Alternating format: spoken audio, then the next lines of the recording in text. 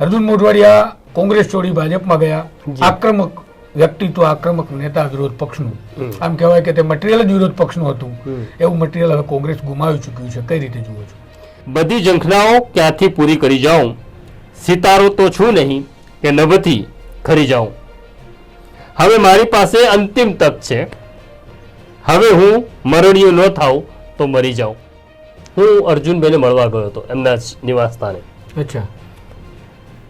ત્યારે મેં એમને પૂછ્યું હતું કે તમે ભાજપમાં જઈ રહ્યા છો, એવા સમાચાર છે કે પરેશ ધાનાણીએ પોતાની હોડીનું શર બદલ્યું છે.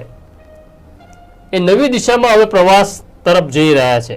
મને જ્યારે મારી નાખવાની ધમકી આપી અને મારી પત્નીને જ્યારે ખબર પડી ત્યારે મારી પત્ની એવું પૂછ્યું કે તમે લખો છો એટલે જ તમને મારી નાખવાના છે ને? મેં કીધું હા.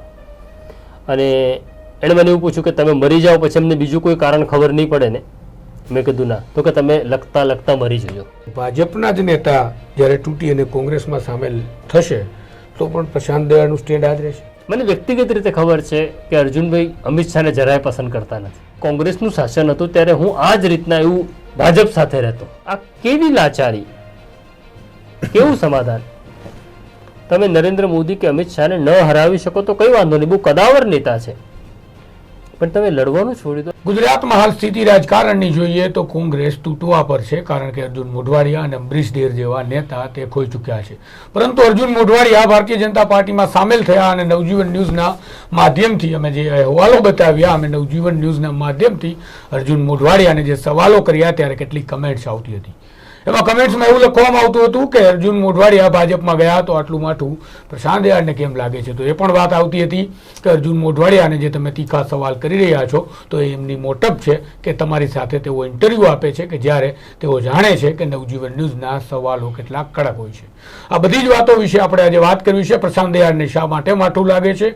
કયા નેતા ભાજપમાંથી કોંગ્રેસમાં જાય અથવા કોંગ્રેસમાંથી ભાજપમાં જાય ત્યારે પ્રશાંત દયાળ બોલે અથવા બોલી ચૂક્યા છે? સાથે જ એ પણ વાત કરવી છે કે ક્યારે પ્રશાંત દયાળને ખરીદવાની કે ડરાવવાના પ્રયાસો થયા છે ખરા? જી નમસ્કાર પ્રશાંતભાઈ. નમસ્કાર. આપણે બોલીશું બિંદાસના કાર્યક્રમમાં. ખરેખર બિંદાસ બોલીએ છીએ. લગભગ મને લાગે છે આપણી ઓડિયન્સ પણ માને છે કે આપણે બિંદાસ જ વાત કરીએ છીએ, જેથી આપણે વધુ સ્પષ્ટતાની જરૂર નથી. અર્જુન મોઢવાડિયા કોંગ્રેસ છોડી ભાજપમાં ગયા. આક્રમક વ્યક્તિત્વ, આક્રમક નેતા વિરોધ પક્ષનું. આમ કહેવાય કે તે મટીરિયલ જ વિરોધ પક્ષનું હતું. એવું મટીરિયલ હવે કોંગ્રેસ ગુમાવી ચૂક્યું છે. કઈ રીતે જુઓ છો? પહેલા તો વાત કરી દઉં કે અર્જુનભાઈ કોંગ્રેસમાં હતા ત્યારે પણ અને આજે ભાજપમાં ગયા ત્યારે પણ મારા અંગત મિત્ર રહ્યા છે અને રહેશે. છતાં જેમ અર્જુનભાઈ કહેતા હતા કે વિરોધ પક્ષમાં રહીને મારે ગાળો જ બોલવાની હોય, ટીકા જ કરવાની હોય, એમ પત્રકાર તરીકે અર્જુનભાઈ મિત્ર હોવા છતાં અર્જુનભાઈનો ટ્રેક ખોટો છે એવું મને લાગે છે. એમને ન લાગતું હોય એમનો પ્રશ્ન છે, એટલે મારું કામ એમની ટીકા કરવાનું છે. પણ અર્જુનભાઈ આવું કેમ કર્યું એવું મને લાંબા સમયથી વિચાર આવી રહ્યો. એ વાત કરતા પહેલા એ સમજાવો કે ટ્રેક ખોટો છે એવું તમને કેમ લાગ્યું? હા, નહીં એટલે એ ટ્રેક ખોટો છે એનો હું વિચાર કરતો હતો ત્યારે જ નવજીવનના જૂના સાથી અને જાણીતા કવિ જે હવે અમેરિકામાં છે એની કવિતા મારા હાથમાં આવી ગઈ તુષાર. એમાં અનિલ ચાવડા કવિ એવું લખે છે, બધી ઝંખનાઓ ક્યાંથી પૂરી કરી જાઉં, સિતારો તો છું નહીં કે નભથી ખરી જાઉં. હવે મારી પાસે અંતિમ તક છે. હવે હું મરણિયો ન થાઉં તો મરી જાઉં. આગળની પંક્તિ હું અનિલ ચાવડાની વાંચતો નથી, પણ આ અર્જુનભાઈની અંતિમ તક છે એવું અર્જુનભાઈને લાગ્યું એટલે અર્જુનભાઈ ગયા. હવે સવાલ એવો છે કે અર્જુનભાઈ ગયા અને મને માઠું લાગે કે નવજીવનને માઠું લાગે તેવો પ્રશ્ન નથી. પ્રશ્ન એક વિચારધારાનો છે, એક મૂલ્યનો છે કે તમને અત્યારે તો એટલી બધી ખરાબ સ્થિતિ છે. આજે છેલ્લી ચૂંટણી થઈ, ભાજપને જે સીટો મળી અને કોંગ્રેસને જે સીટો મળી, 17 સીટો મળી. તો આ 17 સીટો પર ચૂંટાનારા લોકો બહુ નસીબદાર છે કે આટલા બધા સામે પ્રવાહે એમને લોકોએ મત આપ્યો. અને મત એટલા માટે આપ્યો કે તમે અમારો અવાજ બનજો. અમને આ બહુમતીવાળી 150 સીટ કરતાં વધુ જેની બહુમતી છે એ બહુમતીવાળી સરકારમાં અમને ભરોસો નથી. એટલા માટે અમે તમને અમારા પ્રહરી તરીકે, લોકશાહીના પ્રહરી તરીકે અમે તમને વિધાનસભામાં મોકલીએ છીએ. વાત માત્ર અર્જુનભાઈની નથી, વાત જેટલા લોકો ગયા એ બધાની જ છે કે એક જવાબદારી પ્રજાએ સોંપી હતી કે તમે અમારો અવાજ બનજો, અને હવે તો અર્જુનભાઈ સરકારનો અવાજ બનવા ગયા.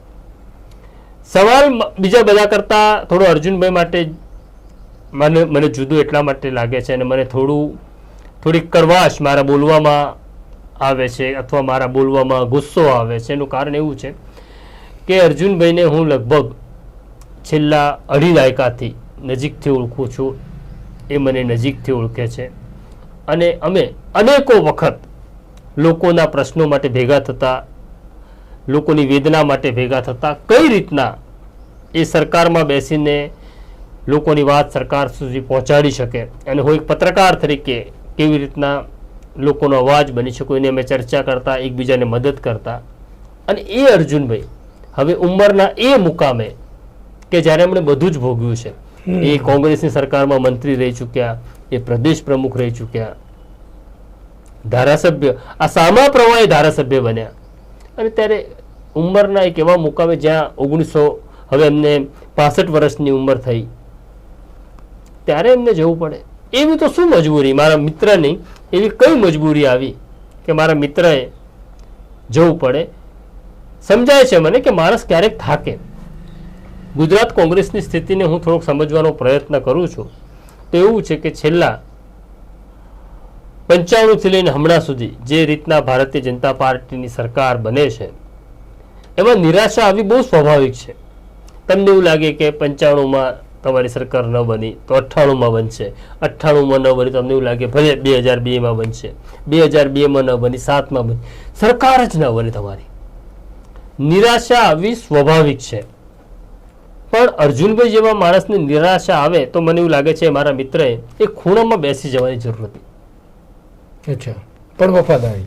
હા, જે પાર્ટીએ તમને આટલું બધું આપ્યું હોય એ પાર્ટીને તમે તરછોડી દો, અને તરછોડી દો ત્યાં સુધી વાંધો નહીં, પણ એક એવી વિચારધારા કે જે વિચારધારામાં હિંસાને સ્થાન છે, જે વિચારધારામાં મુસલમાનોનો વિરોધ છે, જે વિચારધારામાં ગાંધીનો વિરોધ છે, એવી વિચારધારા સાથે તમે બેસશો એટલે મને માઠું લાગતું હતું.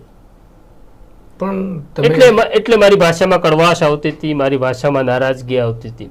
અને આ બધું થયું તુષાર, એની પહેલા લગભગ 20-25 દિવસ પહેલા હું અર્જુનભાઈને મળવા ગયો હતો એમના નિવાસ સ્થાને. અચ્છા. ત્યારે મેં એમને પૂછ્યું હતું કે તમે ભાજપમાં જઈ રહ્યા છો એવા સમાચાર છે. ત્યારે એમણે મને કહ્યું હતું ના, એવું કંઈ જ નથી. એટલે મેં એમને મિત્ર ભાવે એવું કહ્યું હતું કે હા, એવું થાય, આપણે થાકી જઈએ, નિરાશ થઈ જઈએ, અને તમને એવું લાગતું હોય કે તમારે ભાજપમાં જવું જોઈએ તો તમારો નિર્ણય છે. ત્યારે એમણે મને ગાંધીના કેટલાક પુસ્તકોમાંથી કોટ કરીને એવું કહ્યું કે ખપી જવું સારું, પણ કોંગ્રેસ છોડીને ભાજપમાં ન જવાય. તો આમ પણ ખપી તો ગયા ને અર્જુનભાઈ, એવું નથી લાગતું? હા, જુદી રીતના ખપ્યા છે, બરાબર છે. એ કોંગ્રેસમાં રહીને ખપી ગયા હોત તો એ શહાદત કહેવાય, શહીદ કહેવાય.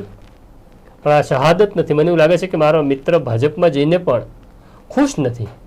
આને આત્મહત્યા કહેવાય? આત્મહત્યા પણ નહીં કહું હું, કારણ કે આત્મહત્યામાં તો જીવનનો અંત આવે છે. અહીં તો જીવનનો અંત નથી, અહીંયા તો રોજ મરવાનું છે, અને રોજ એટલે મરવાનું છે કે ત્યાં એડજસ્ટ નહીં થાય. Slow poison. રોજ મરવું પડશે. તો આ બધી પીડાને કારણે મને ગુસ્સો આવતો હતો, મારી ભાષામાં કડવાશ, મારી ભાષામાં આક્રોશ, નારાજગી બધું જ ભળતું હતું. એટલે એ કોંગ્રેસમાં ગયા એનાથી અમને કોઈ પીડા નથી. પણ હું એવું માનું છું કે ખાલી અર્જુનભાઈ નહીં, કોઈ પણ વિરોધ પક્ષનો માણસ જ્યારે સત્તા પક્ષ તરફ જાય છે ત્યારે નુકસાન એ પક્ષને નથી જે પક્ષ છોડે છે, નુકસાન લોકશાહીને છે. કારણ કે વિરોધ પક્ષ જ નહીં હોય તો પ્રજાનો અવાજ કોણ બનશે? આ સરકાર એક તરફ નેતાઓને ખરીદી રહી છે, બીજી તરફ માધ્યમોને ચૂપ કરી રહી છે, પ્રત્યક્ષ કે પરોક્ષ રીતે. તો કોણ બોલશે? આ પ્રજાને નથી સમજાતું. એટલા માટે જ બહુ ઘાતક સ્થિતિમાં પ્રજા પસાર થઈ રહી છે. હા, એટલે વચ્ચે એક સવાલ એ જ મૂકવો છે. આપણે જે કાર્યક્રમ કરીએ છીએ ત્યારે અત્યારે કમેન્ટ્સના આધારે કેટલાક સવાલો લીધા છે કે જે આપણા દર્શકોના સવાલ છે ને આપણને વ્યાજબી લાગ્યા કે આનો જવાબ આપણે આપવો પડે, એ આપવો છે. પરંતુ એક સવાલ મારો પણ છે, એક પત્રકાર તરીકે. એક કમેન્ટ એવી પણ હતી, અને મને પણ સવાલ થયો કે ખરેખર જો કે હું અર્જુનભાઈને મળવા ગયો, એમનો ઇન્ટરવ્યૂ કર્યો, ત્યાં સુધી આપણી તૈયારી કરીને આપણે ગયા હોય, પણ હું એ બાબતથી બચવા માંગતો હતો કે આપણે ક્યાંક પાર્ટીને બની જઈએ. પરંતુ જે સવાલો થયા એમાં કેટલાકને એવું પણ લાગ્યું કે તમે આ ઇન્ટરવ્યુની અંદર ક્યાંક પાર્ટી બની ગયા હોય એવું લાગો છો. તો પણ હું એ બાબતને વ્યાજબી માનું છું. એક પત્રકાર તરીકે તમને શું લાગે છે? કારણ કે જ્યારે વિરોધ પક્ષની અંદર આ સ્થિતિ હોય નહીં, અત્યારે તો પત્રકાર વિરોધ પક્ષ જ છે ને એક નહીં, પ્રકારનો. અત્યારે કોંગ્રેસની સ્થિતિ શું છે કે વિરોધ પક્ષ છે, હા, તો પ્રજાએ કાયમ વિરોધ પક્ષમાંની ભૂમિકામાં જ રહેવાનું હોય છે. બરાબર છે. હા, સરકાર માટે સરકાર પાસે તો માહિતી ખાતું છે જે ફીચર પ્રોગ્રામ રોજ ટીવી ઉપર બતાડે છે, તો તમારે એ સ્લોટમાં જવું છે. બીજું કે ઘણા બધા માધ્યમોમાં મેં જોયું, ટેલિવિઝન છે કે અખબારો છે, આખી ઘટનાને, આ ઘટનાને છોડી દો, એના સિવાયની પણ ઘટનાને તો પોતાનું સ્ટેન્ડ કહેતા જ નથી. એ નથી કહેતા એનું કારણ એવું છે કે કોઈને નારાજ કરવા માંગતા નથી. એમને એવું લાગે છે કે આ મુદ્દે, માની લો કે ઉદાહરણ રૂપે કહું કે અર્જુનભાઈ ભાજપમાં ગયા, એ મુદ્દે અમે કોઈ સ્ટેન્ડ લઈશું, મૂલ્ય આધારિત સ્ટેન્ડ લઈશું, તો સરકાર નારાજ થશે અને અર્જુનભાઈ પણ નારાજ થશે. તો શું કામ અમારે કોઈને નારાજ કરવા? હું કાયમ પત્રકારત્વના વિદ્યાર્થીઓને પણ ભણાવું છું અને મારા સાથીને પણ કહું છું કે આપણે કોઈને નારાજ કરતા નથી ને આપણે કોઈને ખુશ કરવાનો પ્રયત્ન કરતા નથી. નારાજગી અને કોઈ ખુશી થાય કોઈને, તો એ બાય પ્રોડક્ટ છે તમારા સમાચારની. અને સવાલ એવો આવે છે કે સ્ટેન્ડ લેવાનું આવે જ્યારે ત્યારે તમારી કિંમત ચૂકવવી પડે. જે તને ખબર છે કે આપણે જે રીતના સ્ટેન્ડ લઈએ છીએ તો ઘણા બધા નેતાઓ આપણી સાથે વાત કરતા નથી, બરાબર છે. ઘણા બધા અધિકારીઓ, ઘણા બધા રાજનેતા જાહેરમાં મારી સાથે ઊભા રહેવાનું પસંદ કરતા નથી, મારી બીક લાગે છે. તો આ પીડાદાયક છે કે તમે જેમને મિત્ર માનો છો, જેમને સાથી માનો છો, એવા લોકો તમને જાહેરમાં તરછોડે છે એટલા માટે કે તમે એક સ્ટેન્ડ લઈને વાત કરો છો. કેટલાક લોકો એવું માને છે કે પ્રશાંત દયાળ અથવા નવજીવનની ટીમ કોઈને મળવા જાય અને સરકારને ખબર પડી જાય તો અમને નુકસાન થાય, તો આ બધું તકલીફદાયક છે. પણ સ્ટેન્ડ તો લેવું જ પડશે. પણ ખૂબ સ્પષ્ટતાથી તમે સમજાવી શકો કે આપણે જ્યારે મતલબ પત્રકારત્વના વિદ્યાર્થીઓને એવું ભણાવવામાં આવે છે કે આપણે પ્રત્યાહન સમૂહના એક હિસ્સો છીએ, આપણું કામ એ છે કે જે ઘટના ઘટે છે લોકો સુધી પહોંચાડી દેવાની. આ જ મોટા ભાગના ભણતરની ખામી પણ દેખાય છે. તો આપણું સ્ટેન્ડ લેવું પત્રકાર તરીકે આપણા માધ્યમની અંદર તો એક ગેરવ્યાજબી તો નથી ને ક્યાંક? ન્યૂઝ અને વ્યૂઝ એ બંને વચ્ચે પાતળી ભેદરેખા છે. તો પહેલા તો એ સમજી લેવું પડશે કે તમારે હાર્ડકોર ન્યૂઝ કરવાના છે, પણ ન્યૂઝ કર્યા પછી તમારે બિટવીન ધ લાઇન શું ચાલી રહ્યું છે એ તો સમજાવવું પડશે. ઉદાહરણ રૂપે કહું કે કોરોના કાળ દરમિયાન રેમડેસિવિરનો જથ્થો લોકોને મળતો નહોતો, રેમડેસિવિર ઇન્જેક્શન મળતા નહોતા, અને ત્યારે CR પાટીલ અને હર્ષ સંઘવીએ સુરતના લોકોને આપવા માટે એક મોટો જથ્થો ઉપાડ્યો. એ મુદ્દે પરેશ ધાનાણીએ PIL કરી હતી અને અચાનક PIL વિડ્રો થાય છે. તો માધ્યમોએ શું સમાચાર કર્યા કે હર્ષ સંઘવી અને CR પાટીલ સામે થયેલી PIL પરેશ ધાનાણીએ વિડ્રો કરી. પણ તમારે કહેવું પડશે બિટવીન ધ લાઇન્સ લોકોને કે કેમ વિડ્રો કરી. એનો અર્થ એવો છે કે પરેશ ધાનાણીએ પોતાની હોડીનું શળ બદલ્યું છે, એ નવી દિશામાં હવે પ્રવાસ તરફ જઈ રહ્યા છે. તો તમારે બિટવીન ધ લાઇન સ્ટોરી તો લોકોને કહેવી પડશે ને. તમારે જ્યારે અર્જુનભાઈની વાત કરો તો અર્જુનભાઈ પહેલા શું બોલ્યા હતા, કોઈ માધ્યમો ચેનલોએ તો મને એવું કે અર્જુનભાઈના જૂના વિડીયો બતાડે, નથી બતાડતા. અર્જુનભાઈએ રંગા બિલ્લા પણ કયા હતા એ વાત પણ કોઈ માધ્યમો નથી બતાડતું. તો તમારે સ્ટેન્ડ લેવું પડશે.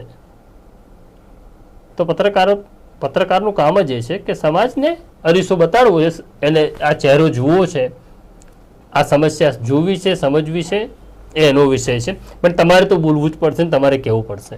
ફરીથી અર્જુનભાઈની વાત કરીએ તો પછી કે અર્જુનભાઈ જે અત્યારે ગયા એમાં કેટલાક માધ્યમો એવું પણ ચલાવ્યું કે અર્જુનભાઈ પર પારિવારિક દબાણ હતું અને ક્યાંક ને ક્યાંક સ્પષ્ટ કહીએ તો પુત્રમોહના કારણે એમની વાતને વશ થઈ અને તેઓ ભાજપમાં સામેલ થયા છે. કમને આના વિશે શું માહિતી છે?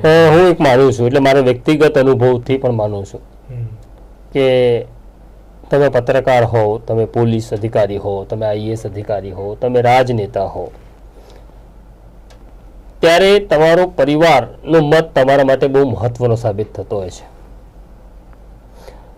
હું કાયમ એવું કહું છું કે જે લોકો, જે પુરુષો પ્રમાણિક છે ને, તો એ પ્રમાણિક માણસનું સન્માન તમારે કરવાની જરૂર નથી. એ પ્રમાણિક માણસ જે છે એ રાજનેતા પણ હોઈ શકે, પત્રકાર પણ હોય, પોલીસ અમલદાર પણ હોય. તમારે એની પત્ની અથવા એના બાળકોનું સન્માન કરવાની જરૂર છે. કારણ કે એમણે એવી કોઈ માગણી કરી નથી, એવું કોઈ દબાણ ઊભું કર્યું નથી. એના કારણે આ માણસ, તમે જેને પ્રમાણિક ગણો છો, એ પ્રમાણિક રહી શક્યો છે. અને એટલે જ જ્યારે આ પ્રકારની સ્થિતિ નિર્માણ થઈ મારા જીવનની અંદર પણ, ત્યારે મારા પરિવારે જે રીતના મારી સાથે ઊભા રહેવાનું પસંદ કર્યું ને એવું કીધું કે તમે જેવા છો એવા જ રહેજો. હું આગળ જતા એક ઘટના કહીશ. મને જ્યારે મારી નાખવાની ધમકી આપી અને મારી પત્નીને જ્યારે ખબર પડી, ત્યારે મારી પત્નીએ એવું પૂછ્યું કે તમે લખો છો એટલે જ તમને મારી નાખવાના છે ને? મેં કીધું હા. અને એણે મને એવું પૂછ્યું કે તમે મરી જાઓ પછી અમને બીજું કોઈ કારણ ખબર નહીં પડે ને? મેં કીધું ના. તો કે તમે લખતા લખતા મરી જજો, હું સંતાનોને મોટા કરી લઈશ. તો પરિવારની મદદ, પરિવારનો સપોર્ટ, પરિવારનો મત, પરિવારનું સાથે ઊભા રહેવું બહુ અગત્યનું હોય છે. હવે અર્જુનભાઈના કેસની અંદર જે પરિવારનું દબાણની વાત આવે છે, કંઈક અંશે મને એવું લાગે છે એવું હોઈ શકે છે. હું ચોક્કસ નથી કહી શકતો, કારણ કે અત્યારે અર્જુનભાઈ પાસે વ્યવસાયિક સંપદા એટલી બધી છે કે એમને કંઈ પૈસા કમાવા માટે ભાજપમાં જવું પડે એવી સ્થિતિ નથી. પણ એક રાજકીય રક્ષણ મળે, પોતાનો મોભો મળે એવું પરિવારને લાગતું હશે, અને કદાચ એ પરિવારના દબાણમાં એ ગયા હોય એવું બને. બાકી એના સિવાય બીજું કોઈ કારણ ન હોઈ શકે. અચ્છા, તો કોંગ્રેસના નેતા તૂટી અને ભાજપમાં ગયા અર્જુનભાઈ કે અમરીશની જ વાત લઈએ, અને તમે જે પ્રકારે સ્ટેન્ડ લઈ રહ્યા છો, તો ભાજપના જ નેતા જ્યારે તૂટી અને કોંગ્રેસમાં સામેલ થશે તો પણ પ્રશાંત દયાળનું સ્ટેન્ડ આ જ રહેશે? પહેલી વસ્તુ એવી છે કે પહેલો મત એવો છે કે જેને પ્રજા, એટલે બે પ્રકારના નેતાઓ છે. એક સંગઠનના નેતા છે અને એક ચૂંટાયેલા નેતા છે. તો હું માનું છું કે ચૂંટાયેલા નેતાએ તો મતદારોએ જેને મત આપ્યો છે એ જ પક્ષમાં રહેવું જોઈએ. કારણ કે પ્રજા કોને મત આપે છે? કાં કોંગ્રેસને આપે છે, ભાજપને આપે છે, આમ આદમી પાર્ટીને આપે છે. હવે અચાનક તમે એક દિવસ સોદાબાજી કરી લો છો એટલે તમે પ્રજાનો દ્રોહ કરો છો. આ પ્રજા પણ બહુ વિચિત્ર છે કે સવાલ પણ પૂછતી નથી. અર્જુનભાઈના કોંગ્રેસના મતદારોએ કે અમરીશ ડેરના મતદારોએ પૂછવું જોઈએ, અમે તો કોંગ્રેસને મત આપ્યો, તમે ક્યાં ભાજપને મત આપ્યો? તમે કેવી રીતના જઈ શકો અમને છોડીને? કેવી રીતના તમે કોંગ્રેસ? નથી પ્રજા પૂછતી, એટલે નથી પૂછતી માટે એમને મજા પડે છે. પણ તારો જે સવાલ છે કે કોઈ ભાજપનો નેતા કોંગ્રેસમાં ગયો હોત, તો હું એવું માનું છું કે એવું ન થવું જોઈએ, અને છતાં એવું થાય તો મને એટલો બધો ગુસ્સો નહીં આવે, એટલા માટે કે આખરે તો એ પ્રજાના સવાલ પૂછવા જ ગયો છે. સત્તામાં તો સવાલ પૂછવાનો નથી, વિરોધ પક્ષમાં જઈને તો પ્રજાનો સવાલ પૂછવાનો છે. તો એક સવાલ પૂછનારની સંખ્યા વધતી હોય તો વાંધો નથી એવું મને લાગે છે. તો બહુ સ્વાભાવિક છે કે એટલી કડવાશ મારા ભાષામાં ન આવે, અને નથી આવતી. એના કારણે ઘણા લોકો એવું માને છે કે તમારું સ્ટેન્ડ પ્રો કોંગ્રેસી છે, એ એમનો મત છે. કોંગ્રેસ આ વાત નથી માનતી કે તમારું સ્ટેન્ડ પ્રો નહીં. એટલે આમાં તકલીફ જ એવી છે કે આપણે નવજીવનમાં કામ કરીએ છીએ અને ગાંધી સાથે, ગાંધીનો જે વારસો આપણને મળ્યો છે, ખાલી કોંગ્રેસ પણ એવું નથી માનતી કે આપણે પ્રો કોંગ્રેસી છીએ, અને ભાજપ વાળા એવું માને છે કે આપણે પ્રો કોંગ્રેસી છીએ. એવી રીતના મુસલમાનો એવું માને છે કે આ લોકો હિન્દુ તરફી છે, અને હિન્દુઓ એવું માને છે કે આ મુસલમાનો ની સાથે છે અથવા મુસલમાન તરફી છે. આ જ એક આની મજા એવી છે. એટલે હું ગાંધીનો વારસો એટલા માટે કહું છું કે ગાંધીની જ્યારે હત્યા થઈ, ગોડસે હત્યા કરી, ત્યારે મોહમ્મદ અલી જીણાએ એક જ વાક્યની અંદર ગાંધીને શ્રદ્ધાંજલિ આપી હતી, અને એવું કહ્યું હતું કે ભારતે એક પ્રખર હિન્દુ ગુમાવ્યો છે. તો ગોડસે ગોળી એટલા માટે જ મારી હતી કે મુસલમાન તરફી છે. કે પાકિસ્તાનની રચનામાં 55 કરોડ રૂપિયા આપી રહ્યો છે આ માણસ, એટલે ગોળી મારી, મુસ્લિમોની હિમાયત કરતો ફરે, મુસલમાનોની હિમાયત કરતો ફરે છે. અને પાકિસ્તાનના વડા ઝીણા એવું કહે છે, એક જ કે જેને મુસલમાનના નામે ભાગલા કર્યા. હા, એવું કહે છે કે આ એક હિન્દુ મર્યો છે, ભારતનો પ્રખર હિન્દુ નેતા મર્યો છે. તો આ તો મજા છે તમારી. અને આપણે વ્યક્તિગત એવું છે કે આપણે ક્યાં પ્રમાણપત્રની જરૂર. સાચી વાત છે. અમે એવું છે કે તમે ભાજપને સવાલ પૂછો એટલે તમે દેશદ્રોહી થઈ જાઓ છો, અને ભાજપની સાથે રહો તો તમે રાષ્ટ્રભક્ત થઈ જાઓ છો. તો એ રાષ્ટ્રભક્તિના સર્ટિફિકેટ આપણે કોઈની પાસેથી લેવાની જરૂર નથી.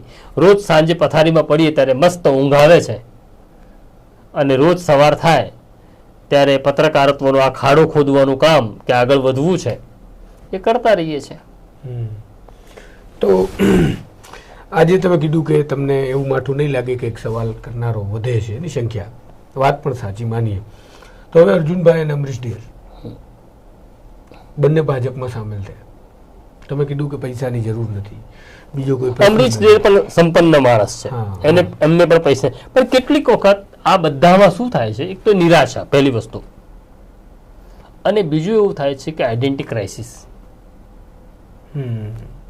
જે તકલીફ છે એટલે ભાજપમાં જાય છે. જાહેર જીવનમાં રહેલા લોકોની તકલીફ છે, જેની પાસે બધું જ છે, પૈસા છે, બંગલો છે, ગાડી છે, અને ભાજપમાં જઈને એવું પણ નથી કે કરપ્શન કરવું છે, સરકારમાં થઈ જઈને કરપ્શન પણ નથી કરવું, પણ એક આઈડેન્ટિટી ક્રાઇસિસ કે મને કોઈ પૂછતું નથી, મને કોઈ મળતું નથી, લોકો સવાલ લઈને મારી પાસે આવતા નથી, લોકો મને હવે ગણતા નથી. આ આઈડેન્ટિટી ક્રાઇસિસ બહુ ખતરનાક હોય છે. અને ખાલી આ પોલિટિશિયનોને નડે છે એટલા માટે નહીં, આ પત્રકારોને પણ નડે છે. અચ્છા. એટલા માટે પણ પત્રકારો 70 વર્ષના, 75 વર્ષના, 80 વર્ષના થાય ને તો એ કામ કરતા રહે.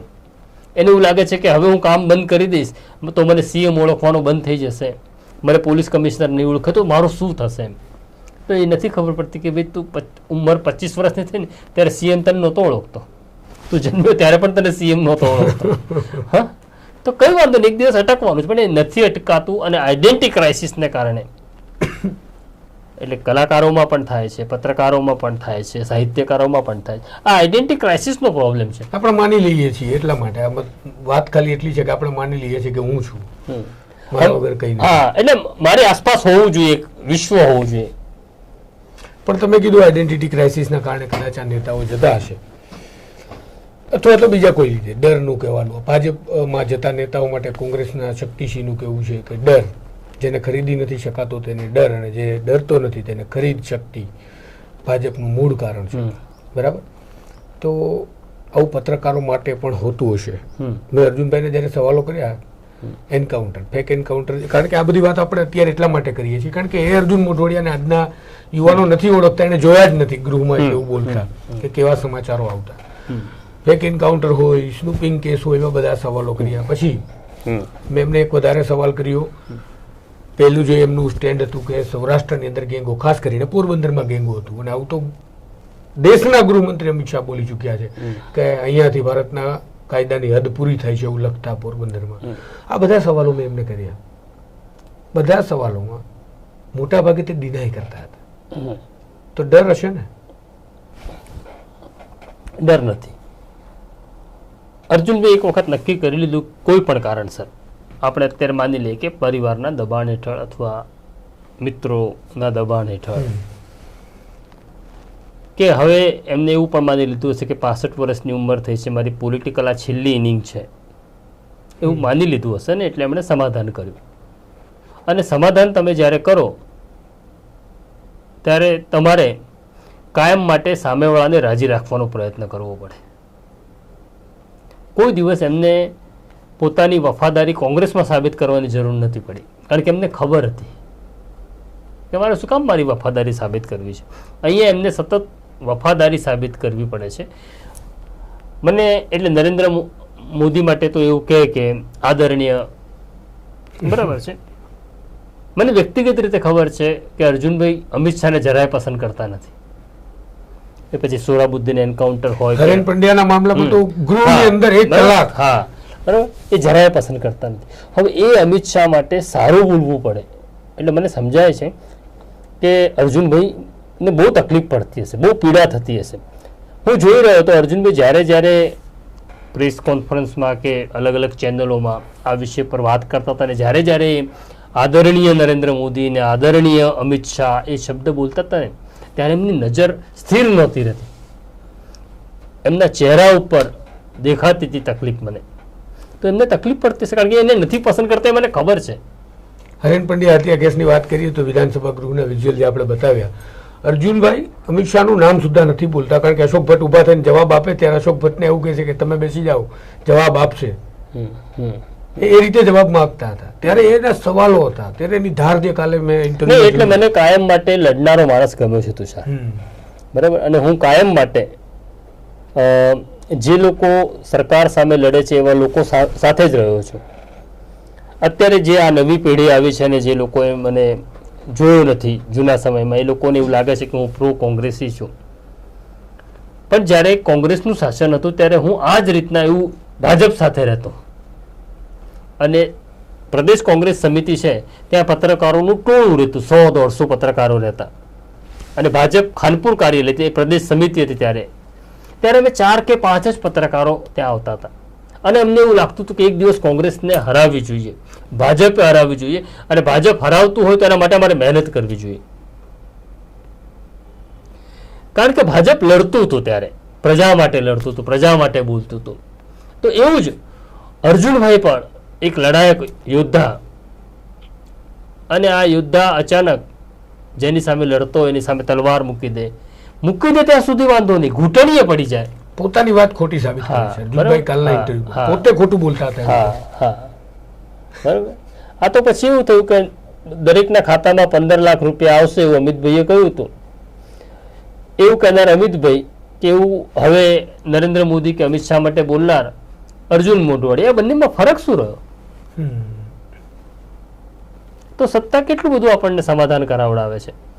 આવી જ રીતના હું વાત કરીશ જાગૃતિબેન પંડ્યાની. મને જે ખરાબ લાગ્યું એ જાગૃતિબેન પંડ્યા માટે મને બહુ ખરાબ એટલા માટે લાગ્યું કે હરેન પંડ્યા મારો બહુ સારો મિત્ર, મારું પત્રકારત્વમાં આવું અને હરેન પંડ્યાનું કોર્પોરેશનમાં કોર્પોરેટર તરીકેની એન્ટ્રી થવી, અમારી એવી મિત્રતા. પછી હરેન ધારાસભ્ય તરીકે 93માં ચૂંટાય છે, 98માં એ મિનિસ્ટર બને છે. બહુ અચ્છો માણસ, જમીનનો માણસ, સ્કૂટર ઉપર ફરી લોકોને મળનારો માણસ. એની હત્યા થઈ જાય છે 2003ની અંદર. આઘાત લાગ્યો, મગજ બ્લેન્ક થઈ ગયું હતું કે આવું કેમ થયું. હરેનના પિતા એવું કહેતા હતા કે આ પોલિટિકલ મર્ડર છે, નરેન્દ્ર મોદીએ કરાવ્યું છે. અને જાગૃતિબેન હરેન પંડ્યાના પત્ની શાંત હતા, કારણ કે બાળકો નાના હતા. બાળકો મોટા થયા અને પછી અમે મળવા લાગ્યા, એટલા માટે કે હરેનની હત્યા કોણે કરી છે એ શોધવું હતું. મારે પણ શોધવું હતું, એમને પણ શોધવું હતું. અમે ખૂબ મહેનત કરી સાથે મળીને, અનેક જગ્યાએ રજૂઆત કરી. અને એ એવું માનતા કે આ પોલિટિકલ મર્ડર છે. એટલે પોલિટિકલ મર્ડર કોણ કરી શકે? તો જે સત્તામાં છે એમણે જ કરેલું મર્ડર છે. અને અચાનક એક દિવસ મને ખબર પડે છે, અને જાણ નથી કરતા, મને ખબર પડે છે કે જાગૃતિબેન ભાજપમાં જોડાઈ જાય છે. ત્યારે મેં એક ખુલ્લો પત્ર લખ્યો હતો, ત્યારે હું મેરા ન્યૂઝમાં કામ કરતો હતો, કે આપણે ઉપર જઈશું ને ત્યારે આપણને હરેન સવાલ પૂછશે કે તમે મને ન્યાય મળે એના માટે શું કર્યું. આપણે કોઈની સામે લડીએ, હારી જઈએ અને ન જીતી શકીએ, બરાબર છે, પણ જેની ઉપર આપણને શંકા છે તેની સાથે એક ભાણામાં જમીએ, તેની સાથે બેસીએ, આના કરતા શરમજનક અને શું હોઈ શકે. મને બહુ ખરાબ લાગ્યું. આ કેવી લાચારી, કેવું સમાધાન. તમે નરેન્દ્ર મોદી કે અમિત શાહને ન હરાવી શકો તો કઈ વાંધો નહીં, બહુ કદાવર નેતા છે, પણ તમે લડવાનું છોડી દો. અને લડવાનું પણ છોડી દો, વાંધો નહીં. એક દરેક જણ નથી લડી શકતો, એક તબક્કો જિંદગીનો એવો આવે છે નથી લડવું મારે, કઈ વાંધો નહીં, હું નહીં લડું, પણ હું એમની સાથે જઈને બેસી જઈશ. દાદા, આજે આ સવાલ પૂછવામાં પણ લોકો ડરે છે, આ વાતને યાદ કરતા પણ લોકો ભયભીત છે. જે પત્રકારો જાણે છે, જેમના પાસે અત્યારે પણ આ જહેનની અંદર ઘટના છે, માનો કે અર્જુનભાઈ બધા જ જવાબો ડિનાય કર્યા, જેઓ બોલતા જ હતા એમને ડિનાય કરી દીધા. તમને આ બાબતે ક્યારેય ધમકી કાંઈ નહીં મળતું હોય? એ તબક્કો મારો પસાર થઈ ગયો, પૂરો થઈ ગયો.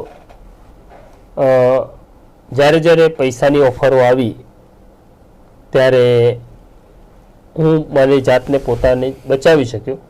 એક એવો તબક્કો પણ આવ્યો કે જ્યારે આ એન્કાઉન્ટરની તપાસ પીક ઉપર ચાલતી હતી, મારા ઘરમાં પૈસાની બહુ ક્રાઇસિસ હતી, મારી માને કેન્સર થયું હતું ને ત્યારે પણ પૈસા આવ્યા. ને એક તબક્કે મેં મન બનાવી લીધું હતું કે હું પૈસા લઈ લઈશ, કારણ કે મારી માની કેન્સરની સારવાર જરૂરી હતી.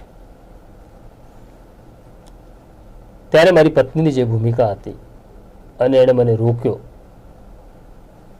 કે જે છે એમાં આપણે ચલાવી લઈશું, સારવાર કરી લઈશું, આપણે આનાથી પોતાને દૂર રાખીએ, અને હું એમાંથી બચી ગયો. પછી મને સીધી રીતના ધમકી તો કોઈ દિવસ મળી નહીં, પણ હા, મારું મર્ડર પ્લાન કરવામાં આવ્યું હતું. અને એ પોરબંદરના જે ગેંગસ્ટરને કામ સોંપવામાં આવ્યું હતું, જેની આગોતરી જાણ સદનસીબે થઈ ગઈ. ત્યારે પણ મારી પત્ની, મેં હમણાં જેમ કહ્યું એમને સ્ટેન્ડ લીધું હતું કે તમને આ લોકો મારી નાખે તો ચિંતા કરતા નહીં, પણ લખતા રહેજો ને લડતા રહેજો, બાળકોને હું મોટા કરી લઈશ. તો આવું થયું. પણ હવે તો ઘણા ટાઈમથી નથી કોઈ પૈસા આપતું, નથી કોઈ પૂછતું, અને નથી કોઈ ધમકાવા આવતું. કારણ કે તું જ્યારે રાજકોટથી અહીંયા આવ્યો ત્યારે તને એવું હતું કે અહીંયા તો રોજ ફોન આવશે ને રોજ ધમકાવશે, પણ તને તારો વ્યક્તિગત અનુભવ છે કે આપણને કોઈ ફોન નથી કરતો, કોઈ ફોન કેમ છો પૂછવા પણ નહીં કરતો. ખેર, તો એક છેલ્લો સવાલ, અર્જુનભાઈ માટે તમે આટલું બોલ્યા, આટલું કહ્યું, તમે તમારી સાથે વેદના અને પીડા પણ કીધી. હવે અર્જુનભાઈ ભાજપમાં ગયા અને તમે કોઈ સલાહ સૂચન કે કોઈ સંદેશ આપો? નહીં, સલાહ સૂચન આપવા જેટલો તો હું મોટો નથી, કારણ કે બે વસ્તુ છે કે એક તો અર્જુનભાઈ ઉંમરમાં પણ મારા કરતાં મોટા છે, રાજકીય અનુભવ કે સમજ એમની વધારે છે. હું જ્યારે છેલ્લી વખત એમને મળીને નીકળ્યો ત્યારે પણ મેં એવું કહ્યું હતું કે તમે ભાજપમાં જશો. એ ના જ પાડી રહ્યા હતા, છતાં મને એમની આંખો જોઈને એવું લાગી રહ્યું હતું કે જવાના છે. કારણ કે મારી આંખોમાં એ જોતા નહોતા, મને ખબર પડતી હતી. જતા મેં એમને એવું કહ્યું હતું, છતાં પણ તમે જાઓ તો પણ મારા મિત્ર છો અને મિત્ર રહેશો. હવે જતા રહ્યા છે. જિંદગીની ગાડી છે ને રિવર્સમાં નથી ચાલતી, આગળ જ ચાલે છે. એટલે હવે કંઈ ચમત્કાર થાય એવું તો છે નહીં. એક સંવેદનશીલ માણસ છે, લોકોની વાત સમજાય છે, લોકોની વચ્ચે રહેવાનું ફાવે છે. ત્યાં રહીને પણ એ હવે લોકોને કેવી રીતના મદદરૂપ થઈ શકે એ દિશામાં કંઈ કરે, બસ. બીજું તો શું અપેક્ષા હોય? કારણ કે સરકાર પણ જે છે, સરકારને પણ કંઈ ખરાબ કરવું છે એવું તો છે નહીં. સરકારનો ધ્યેય, ઉદ્દેશ તો એવો જ હોય છે ને કે લોકો ખુશ રહે, પ્રજા ખુશ રહે. તો પ્રજાને ખુશ રાખવામાં અર્જુનભાઈ કેવી રીતના યોગદાન આપી શકે એ આપે. અને આપણું કામ સરકાર સામે બોલવાનું, સરકાર સામે લડવાનું, સરકારનો કાન પકડવાનું છે. આપણને કેટલાય લોકો એવું કહે છે કે તમને કોઈ ગણકારતું નથી, તમને કોઈ સાંભળતું નથી, તમારી કોઈ હેસિયત નથી. તો કઈ વાંધો નહીં, અમે પાગલોની ટોળી છીએ, અમે પાગલ પણ કરતા રહીશું. જી. તો હતા પ્રશાંત દયાળ. એમને અર્જુન મોઢવાડિયા વિશે, અમરીશ ડેર વિશે, રાજકારણની ઉથલ પાથલ વિશે, રાજકારણના ભૂતકાળ વિશે અને જે સવાલોને આજે કોઈ બોલવા કે પૂછવા તૈયાર નથી, પૂછવા કે બોલવા તો ઠીક છે ને, યાદ કરવા પણ તૈયાર નથી, એટલા ડરેલા છે. ત્યારે આ ભીરું બની ગયેલી પ્રજાને જો કોઈ અવાજ દેખાતો હોય તો એ નવજીવન ન્યૂઝ છે. કારણ કે નવજીવન ન્યૂઝ તમારો અવાજ બનવાનો પ્રયાસ અને પ્રયત્ન કરે છે, જેમાં તમારા સહકારની પણ જરૂર છે. અન્યથા જેમ નેતાઓ પક્ષ બદલે છે એમ તમારે ક્યારેક એવી સ્થિતિનું નિર્માણ થશે કે તમારા વિચારો બદલી અને જીવન પસાર કરવું પડશે. એટલે કે ફ્લેક્સિબલ બની જવું જશે. કોઈ ડફણા મારે તો ખાતા રહેવું પડશે, કારણ કે સવાલ કરવાના હોય એવું તમે ભૂલી જશો. આવનારી પેઢીને ખબર નહીં હોય કે સવાલ પૂછવા માટે આ દેશના બંધારણે આપણને હક, અધિકાર અને પણ અબાધિત અધિકારો આપ્યા છે. ફરજો પણ આપી છે. ફરજોના પાલન સાથે અવાજ ઉઠાવજો, અન્યથા તમારે પણ ક્યારેક પક્ષ પલટું થવું પડશે. નમસ્કાર.